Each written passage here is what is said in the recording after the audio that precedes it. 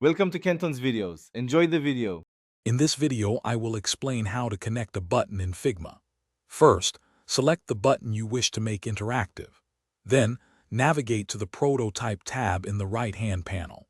This is where all your interaction magic happens. You'll see a small circle appear on the selected object. This is your connection point.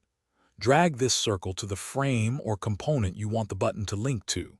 It's a straightforward process that forms the foundation of interactive designs. Once you've dragged the connection line, a new Interaction Details panel will pop up.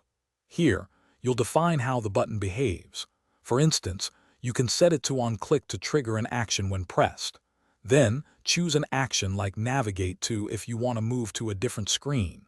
Finally, select the specific frame or artboard that your button should lead to. This panel gives you precise control over the user experience. Figma offers more than just basic navigation. You can enhance your button interactions with different animation types, like dissolve or push.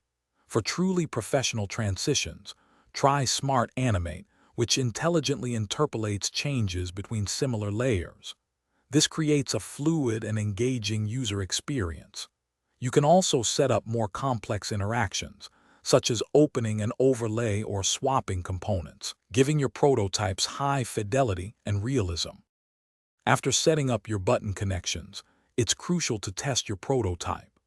Click the present icon in the top right corner to see your design in action and ensure all interactions work as intended. Pay attention to the user flow and make any necessary adjustments for a seamless experience. Gathering feedback from others can also provide valuable insights for optimization. Remember to check the description for a link to the Shark AI Ultra Robot Vacuum and other great deals.